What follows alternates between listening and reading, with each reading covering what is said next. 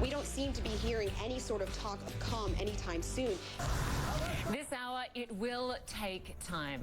Israel's Prime Minister rejecting calls for a ceasefire as the conflict with Gaza enters its second week. Then, COVID cases spike in rural India. We look at how India's crisis is impacting other countries from Taiwan to Kenya. A strong mix of jolly warmth.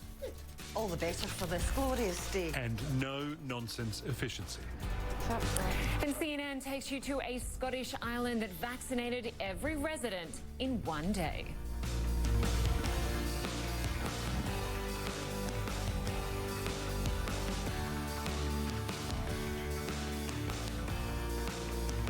Becky Anderson, good to have you with us. Welcome to Connect the World. Well, the bloody cycle of Palestinian militant rocket fire and Israeli airstrikes is now in its second week with no signs of letting up. Sunday was the deadliest day of the conflict so far, with more than 50 people killed in Gaza. You can see here more smoke rising over Gaza this morning. Both sides are accusing the other of war crimes, and those claims were made at an Emergency Security Council meeting Sunday. The UN Secretary General pleaded for a ceasefire, but that doesn't appear likely any time soon. Here's the Israeli Prime Minister. We'll do whatever it takes to restore order and quiet and on the security of our people and deterrence. We're trying to degrade Hamas's terrorist abilities and to degrade their will to do this again. So it'll take some time. I hope it won't take long, but it's not immediate. Israel carried out more strikes Monday. Fighter jets bombed what the military says was an underground tunnel system used by Hamas. They also hit homes of several top Hamas commanders. Israeli officials say these buildings were part of, quote, terror infrastructure. Palestinian militants fired rockets at the Israeli towns of Beersheba, Ashdod and Ashkelon, where a synagogue was hit on Sunday. The IDF says more than 3,000 rockets have been fired towards Israel since the latest hostilities began. Well, over the next 2 hours, we will be covering the various angles of this conflict. Our reporters are fanned out across the region. We're along the Israeli-Gaza border and in Jerusalem. We'll also look at the anger growing across the region and around the world. And we'll connect you to the White House, where President Joe Biden is coming under growing pressure. Well, I want to start with Jerusalem, where CNN's senior international correspondent Ben Wedeman joins us. We also have our international diplomatic editor Nick Robertson for us near the Gaza border. I want to start with you first, Ben. This unrest now in its second week. Yesterday was the deadliest day so far, and the strikes have continued throughout the night, with Israel saying it's targeting tunnels in Gaza. Yes, they call this, the Israelis call this tunnel system the Metro, and say that they have taken out as much as 100 kilometers of that system since the operation began. But as you mentioned, yesterday was by far the bloodiest day in this conflict that began just a week ago, essentially. I'm referring specifically to the tensions between Gaza, or rather the hostilities between Gaza and Israel, not the broader conflict. And one strike alone in Gaza yesterday, in the early morning of the hours of the morning, flattened 3 houses and killed more than 40 people. There is talk, of course, despite what the Israeli Prime Minister Benjamin Netanyahu saying that this is going to take time, there are efforts, particularly by the Egyptians, to try to bring about some sort of halt of the hostilities.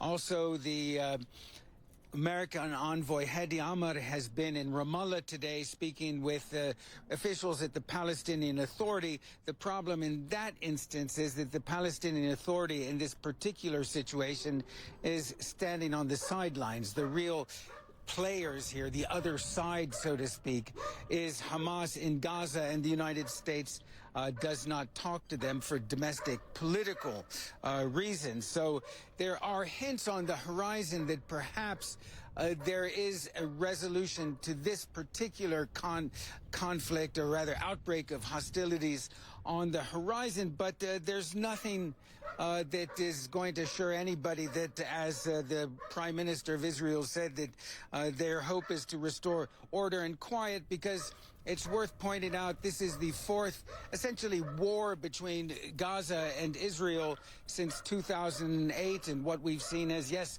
a form of order and calm is restored, only to be broken yet again because this conflict is only being dealt with. It's not being resolved. Yeah, far from a resolution here. If you can stand by, Ben, I want to go to Nick a little bit more on Egypt. As you mentioned, Ben, Egypt was instrumental, of course, in brokering a truce in the last Gaza conflict. It's at the table, again, with Qatar, trying to broker a ceasefire. What are the main hurdles right now, Nick?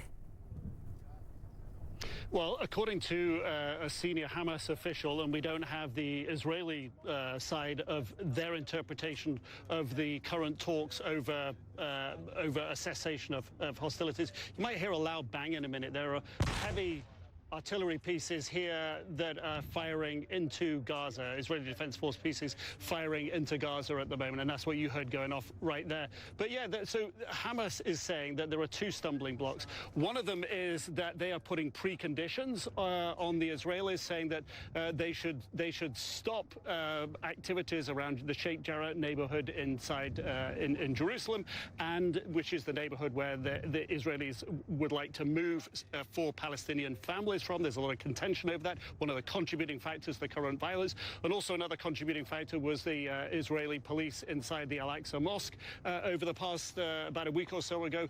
And the Hamas are saying their conditionality is that if there's going to be a cessation of hostilities, Israel has to refrain from those actions. That's a stumbling block that Hamas says exists. And for their part, Hamas says Israel is saying that if there's going to be a ceasefire, then there has to be a 3-hour cessation by Hamas first. And Hamas is saying that's not something they can accept. It's too much to call this a ceasefire. We're really talking here about a way to pause the conflict part of what's happening. And as Ben says, these discussions get you away from firing rockets and from firing artillery and from aircraft strikes, but they don't bring a real resolution to the real issues here. So that's what's happening. And I think what you can see behind me here, this artillery emplacement and the fact that it is firing artillery shells into Gaza, and while we've been here, we've been seeing that fresh artillery shells have been delivered to these gun positions, is indicative of the fact that there is more exchanges of fire to come. Typically, we understand that these artillery pieces are used to target the Hamas tunnel network that Ben was describing there. So this really seems to speak, these guns speak louder than diplomacy at the moment, as simple as that. Yeah, they certainly do, loud and clear. And Nick, I want to ask you a little bit more about what's going on there. And if you can speak a little bit more to the speculation about Israel planning a potential ground offensive invasion, what can you tell us? What are your sources telling you?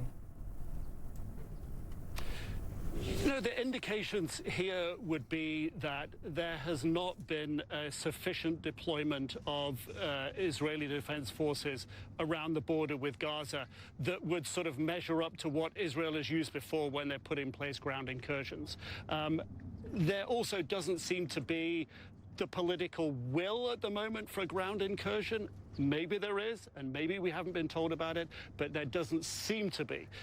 Because, of course, putting troops over the line into Gaza puts them in much greater harm's way, and ultimately there's a potential political price for the Prime Minister to pay if he makes that decision.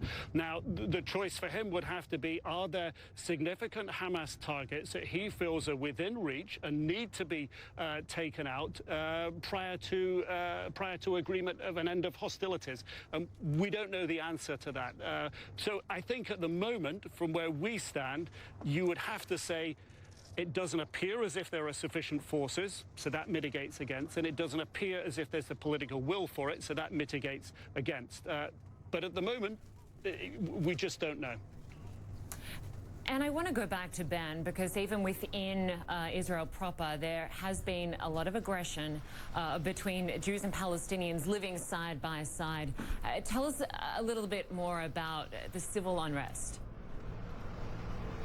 Well, in the last few days, there's been relatively less so. It was really during last week that we saw some outbreaks, a lot of outbreaks of communal violence in cities like Akka and Haifa, and also Lid, which is near Ben Gurion International Airport. And the Israeli border police that normally operates in the occupied West Bank, units of that group were sent into Israel proper to try to restore order.